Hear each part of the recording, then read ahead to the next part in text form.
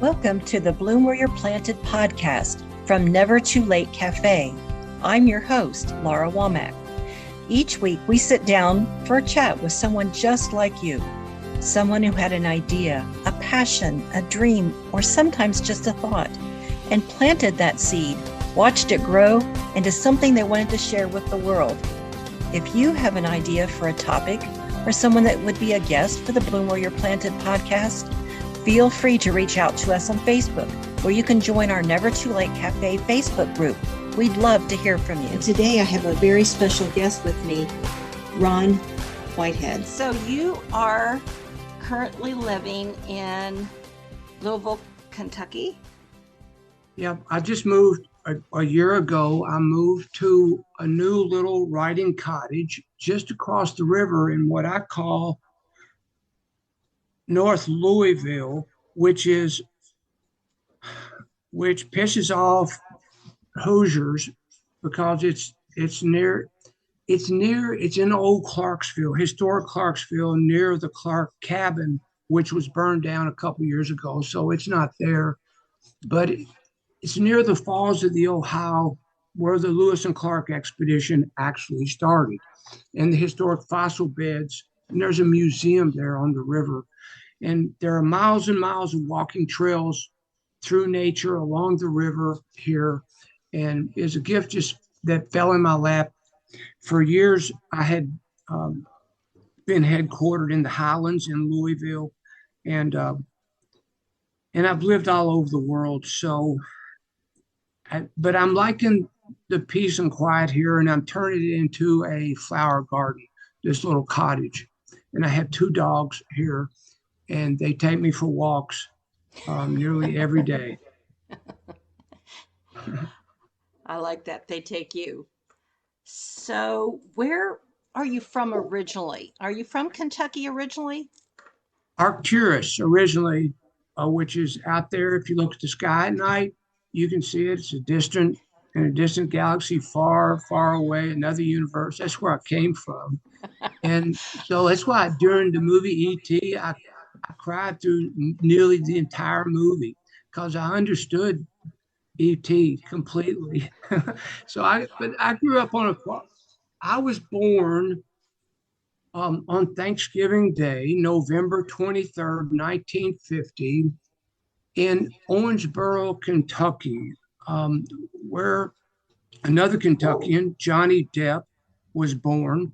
Oh, But I grew up on a farm about a half hour from there in Ohio County, which is the fifth largest county in Kentucky. And so I spent my first 17 years on that farm. I was the first in my family to be born in a hospital. I come from a long line of coal miners, farmers, holy roller preachers, and strong women, and mm. gypsies. And gypsies. Yeah. And So- and my musical, my mom's the oldest of 13. She's 91 now. My dad was one of 11. And all hard workers, athletes, especially on my dad's side, musicians, singers on my mom's side, and many storytellers on both sides. Oh, that's So, a shock that you would be from a storyteller. so, so I come from, a lot of people think they hear, and I worked at the coal mines 3 times myself. I've done so many things. I've lived so many different lives in this one lifetime. Um, but my entire life has been a roller coaster ride, heaven and hell, but every moment of it has been a blessing and a gift. And it's all brought me to right here, right now, to where I am. And it's a gold mine of all of it is a gold mine for the poems and stories I write and share with folks all over the world. Well, we're going to get right into that because the list of everything you've done is so long. And so what if we go back to the beginning, how you started? You're a writer, editor, poet, publisher, activist, um, musician, traveler, so many things. So, can you take us back to the beginning when you started any of those journeys? Well, yes, I can, and you interrupt me anytime you have something to say or ask, please. Okay. But when I was 7, so my birthday's still on Thanksgiving every 7 years, and my mom's family in particular would come. I grew up in a huge family the size of a small army, and so nearly every weekend, especially holidays, but other times too, my mom's family would come down from Louisville and people would be sleeping in the cars, in the barn, in, outside in tents, on floors, on couches, on chairs, everywhere. And on for this particular occasion, the couch and chairs in the living room had been moved back and people were standing all around and music was going on, songs were being sung and played and shared, and after each one people were applauding and excited and happy. It was Thanksgiving, and my dad dropped out of school in the 10th grade. I asked him one time in an interview I did for a book I was writing, um, why he got into so many fights in school. And my dad he was many things. He was a bare knuckle boxer. He's never lost a fight. And he taught my brother and me how to box when we were boys. And I never liked it, but, but we grew up being fans of boxing and Cassius Clay and Muhammad Ali. And because Cassius Clay, Muhammad Ali was a poet, and my dad loved poetry. He said the reason he got into so many fights in school was because he'd rather be working than going to school, and he knew that if he got into a fight, they'd send him home for a few days so he could work.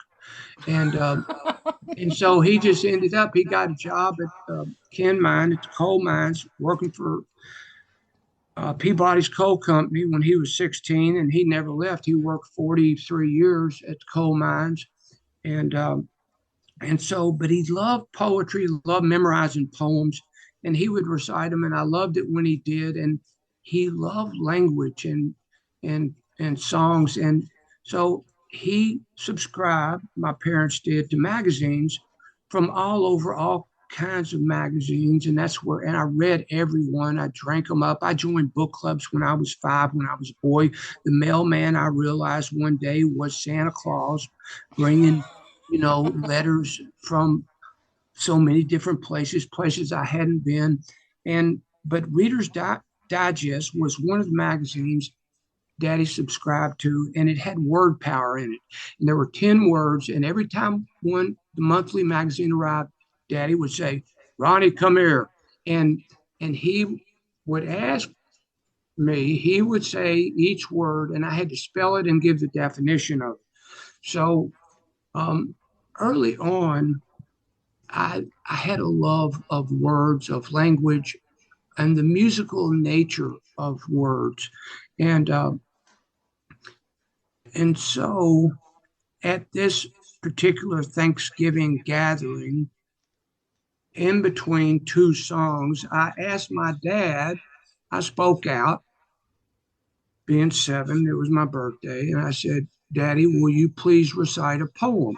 And he had memorized the entire Hiawatha by Longfellow. It's a long poem, but he recited one particular passage, which is lovely, um, on the shores of Gitchagumi. And then when he got done, there was a long applause, and he said, "Now, Ronnie, it's your turn." And so I recited Trees, one of my early favorite poems by Joyce Kilmer. And I memorized poems too, naturally, as a boy. And I got a big applause, and something happened in that moment. And I knew, without understanding or being able to put the word poet to it, that was my calling. And so I started on the path of being a poet actively at that point. And fortunately, I had um, the preacher's wife, we grew up in a Southern Baptist church in the little town of Centertown, population 323. And, and the preacher and his wife weren't from where we were from there in Western Kentucky, in Ohio County, where Bill Monroe birthed bluegrass music, just across the Green River, the deepest river in the world, where catfish lived in school buses at the bottom of the river. Catfish so big that they ate children and even adults sometimes.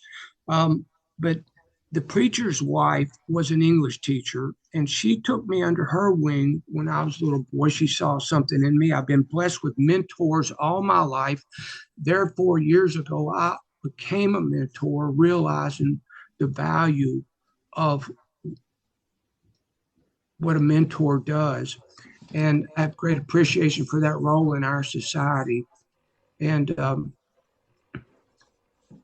and so she guided me in many ways, suggesting books, giving me leads in church plays, asking me to recite poems in church, and I always loved I loved school. I never missed a day of school for the first 6 years, and not too much after that. I hated high school because our schools consolidated. I went to a small country school, and even there, I was blessed with good English teachers. I was blessed with good English teachers throughout my education, and so I had this dual nature. And one is I was anti-authoritarian. My dad, some people asked me if I was in the military, and I said, and I have great respect for warriors because I was raised by a 10th degree warrior, 10th degree badass, and a 10th degree smartass, my dad, and who had a dry, sharp wit. And I tell people when asked that I have the greatest respect for warriors.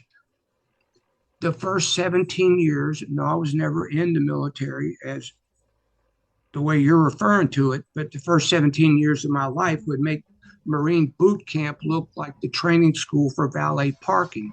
So, so it was, my dad believed in a physical discipline but even when I was a little boy, as the oldest of six, I started, I stood up to him, which was stupid. And, and because I just got the hell beat out of me. But I, I always wanted to be, when somebody asked me to do something or told me to do something, I just appreciated if they would tell me why. Sometimes it was obvious, and so it didn't need an explanation, but I like to have an explanation. And so anyway, I'm just anti-authoritarian since I was a kid, and I'm still that way. I still have problems with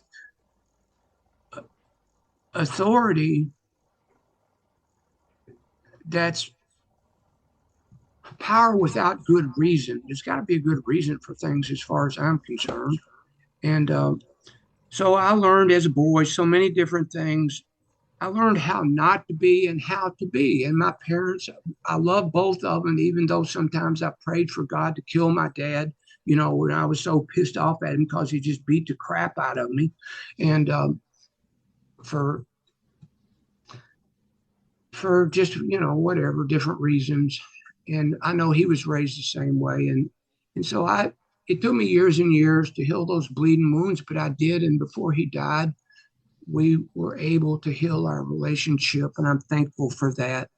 And as much as he was a warrior, my mom taught me compassion, and she taught me how to give without anticipation of reciprocation. And she was the essence of what it means to be a Christian, as far as I'm concerned. And I learned so much from my parents, more through their actions than their words. Yes, I learned through their words, but mostly through their actions. And Mama knew when people in the community needed food, and she would pile us kids into the car and take groceries to a mother who had 5 kids whose husband abandoned them, for example, take them medicine. And I grew up the old school way. I've always thought of myself as avant-garde, cutting edge. And here in recent years, though, there's this, I've been realizing I've got a real old school part of me that, and I'm not afraid to let people know that I'm always surprised when I meet somebody from the city who's a hard worker, because I learned growing up on a farm the value of hard work, and I Mm. respect hard workers. And that goes with, I mean, all the events that I produced around the world, including 24, 48, 72, and 90-hour nonstop music and poetry insomniacathons across the US and in Europe. Um, I always appreciate people who work hard. And when you ask them to do something, I love collaborating with people. And Mm. so each person, you give each person an area of responsibility, and then you follow up and check up and see how they're coming along. Um, and I'm always so relieved and thankful when somebody has followed through and done what they were supposed to do. And I knew they could, or I wouldn't have asked them. So, so anyway, That I seems learned, like that's a part of your parents seem to have given you a little bit of what maybe led to your activism. well, yes, You had a and strong belief and stuff. yes, and actually, and so I was not raised with, there was no racism in my life. For example, um, I I I love the song we sang in church, especially in vacation Bible school. Red and yellow, black and Black and white. white.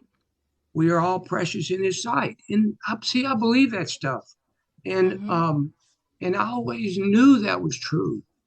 And another thing I learned was environmental.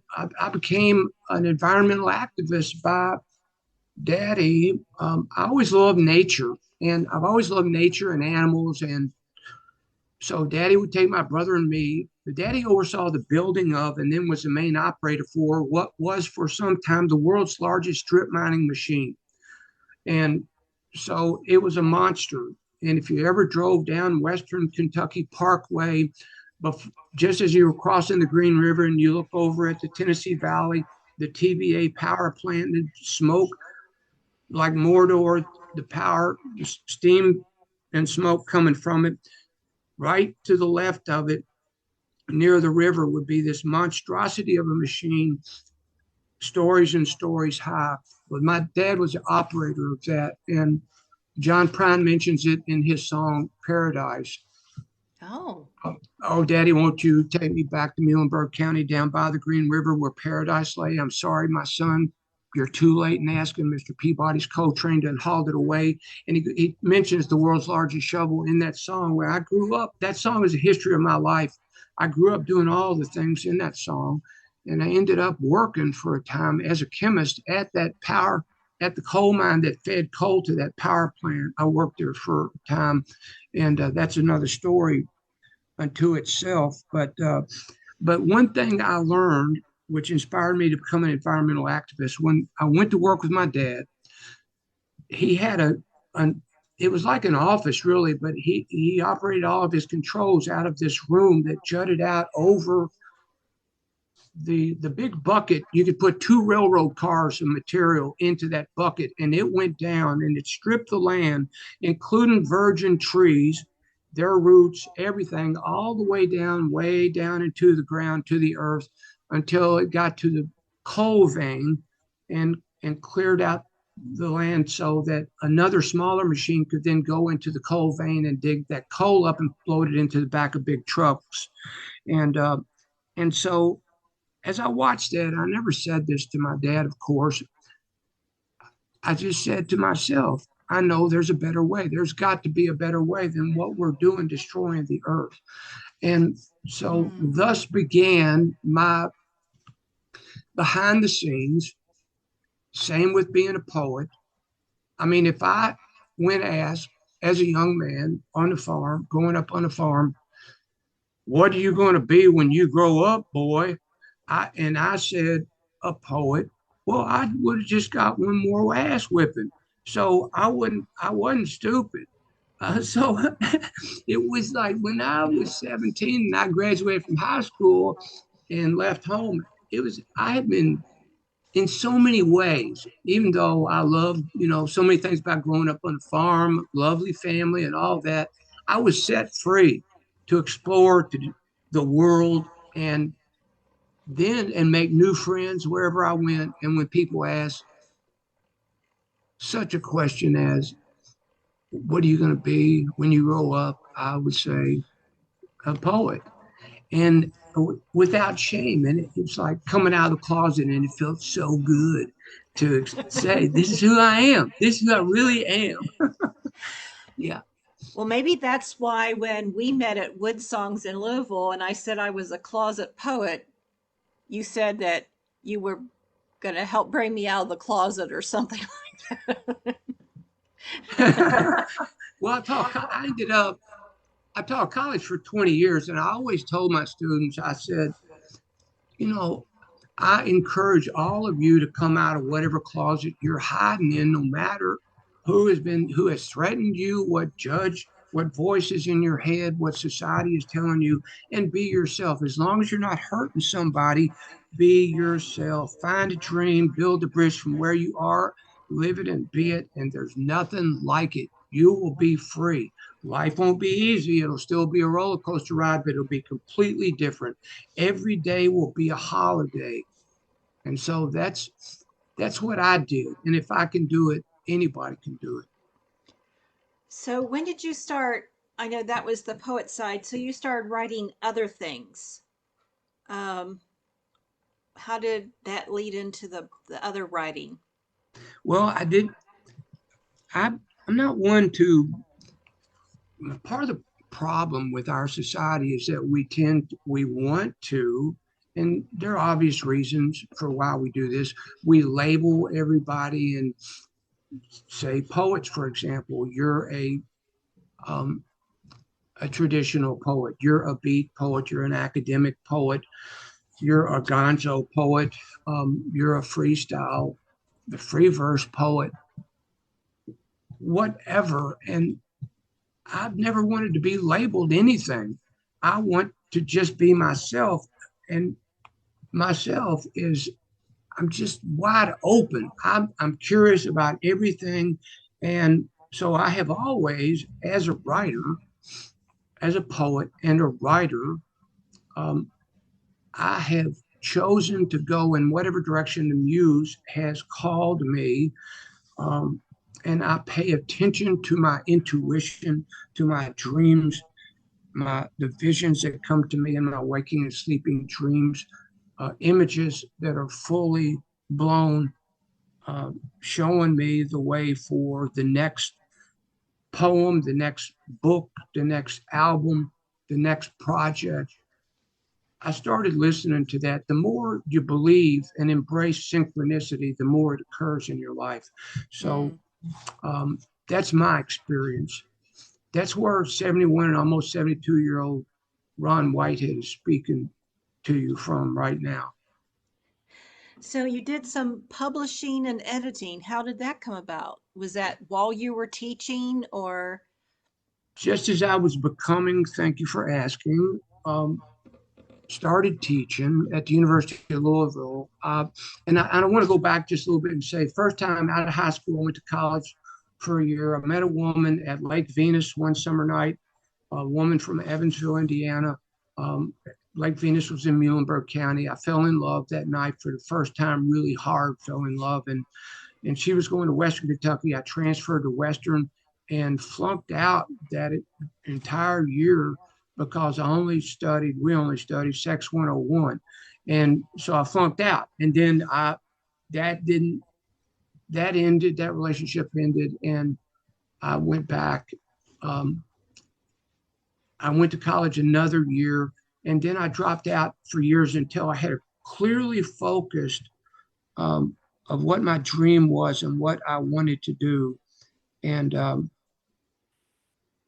and so when and so I went through all of that, and I started writing both acad as a prose writing, as an academic writer, and as a creative writer as well.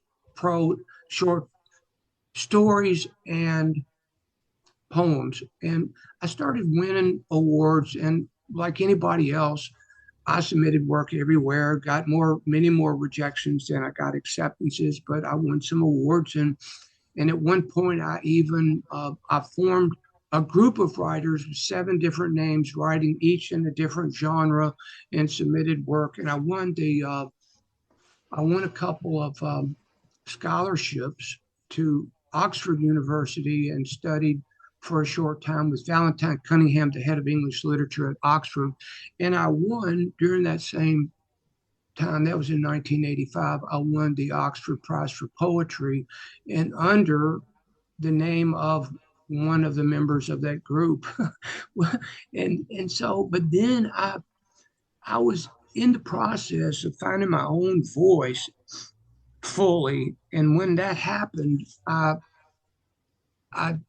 quit writing under any other names, quit using pseudonyms. And so I've only used Ron Whitehead. My full name is Ronnie Page Whitehead.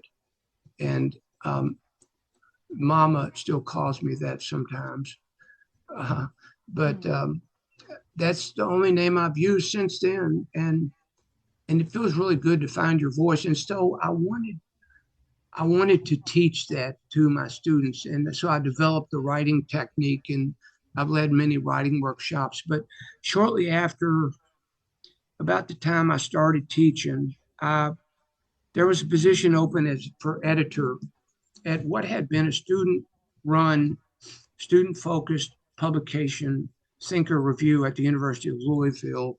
And I was hired with another young man who was a graduate student, and Kent Fielding. And so together we ran Thinker Review. And I asked the board the day we were hired, is it okay if we turn this into an international journal of highest esteem?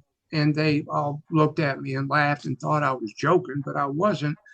And so after Kent and I visited after that meeting, and he said, I want to start a renaissance here in Louisville. And I said, that's good. I want to start a global literary renaissance. And so we made the decision. We worked together nonstop for 3 years. It set the streets on fire in Louisville, and that expanded our work, quickly expanded out to all over the country and all over the world. And then we went our separate ways. He's long been a high school teacher in Alaska, and I ended up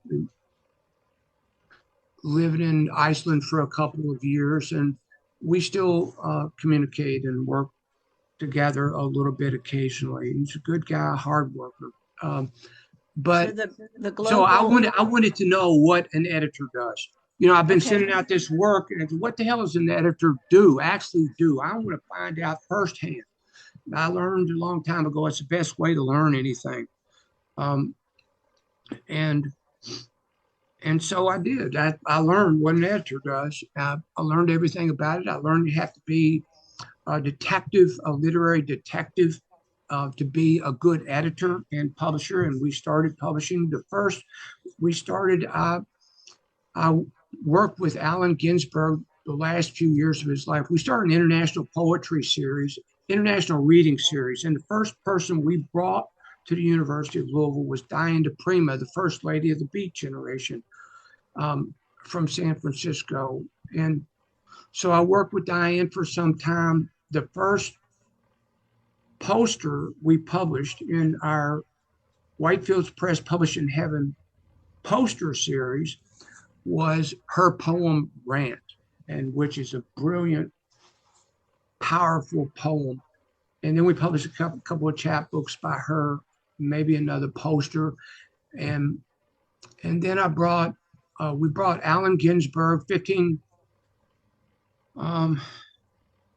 1,500 people came to that reading. Oh my word. I brought Mary Baraka 2 weeks after that, and then Gregory Corso. I brought Lawrence Ferlinghetti soon after. And then And then I met the Dalai Lama, and I took Ferlinghetti. It took me a year to get him to come. He said I'm really retired, and um, he I called him fairly often, and I never give up. And and finally, I called one day, and Ferlinghetti, for those who don't know, founded the City Lights Books and Publishing at 261 Columbus Avenue, North Beach, San Francisco, and it's still a mecca. Ferlinghetti died a year ago at 102, and Wow. he was one of the most important independent publishers and poets on the planet. I got him nominated with John Titel's help uh, for the Nobel Prize in Literature. He was he published Allen Ginsberg's How, and published many other famous people, and and so anyway, I ended up working with all these folks, and I published President Jimmy Carter. I wrote and published my poem "Never Give Up" with His Holiness the Dalai Lama. I published Wendell Thomas Merton, um, John Updike, Rita Dove. There's such a long list of people that I Right. published and edited. The last tour Allen Ginsberg did, uh, he,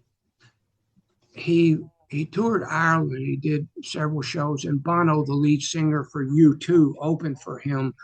And 2 weeks after Allen got back to New York, I got a handwritten letter with a check for $150 from Bono asking to order several titles that Allen told me all about you. And that opened the door for me to then say, I would love to have a poem from you to include in the Published in Heaven poster series.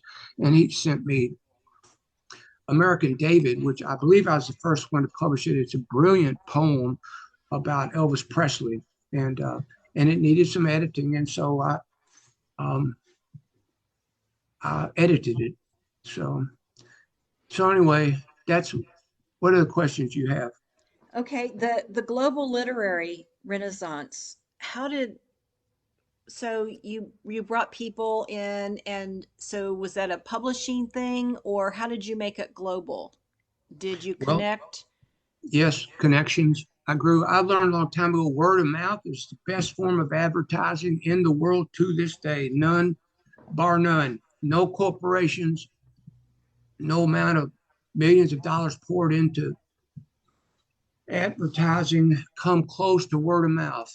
I, Mm-hmm. that's that's how one person hears about you, and they tell another, and it goes from there. I got a call one day from Robert Hunter, lyricist for the Grateful Dead, and he said, hey, Ron Dine Prima told me all, said, you're the man. I got a new book coming out from Grove, and Box of Rain, and I'm going to do a tour. I'd like started in Louisville. I'd like for you to produce a show. I said, no problem. When? He said, in 2 weeks. And so I said, so anyway, I said that I was used to doing stuff on even shorter notice than that. But I said, oh no, but I did it, and it was a big success. But that's how it works. People tell other people about you, and that's the best way for the word to spread about your work. And so the global literary renaissance, that was my vision. And all these years later, 30 years later, now, for example, one of my pandemic projects was to produce We Are the Ancestors, Poems and Prayers for Future Generations, which is a 2 CD, one book, 40 track,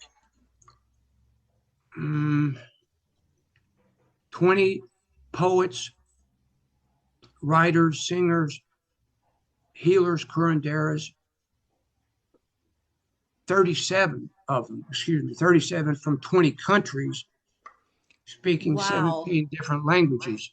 And so 90% of those people were people that were friends of mine, people I worked with over the years. And the other 10% are friends of those, of my friends.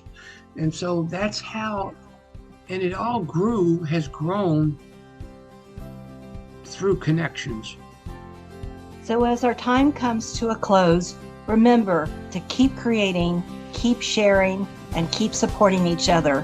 And remember to bloom where you're planted. Bye for now. We hope you've enjoyed part 1 of our conversation. Be sure to join us next week for part 2.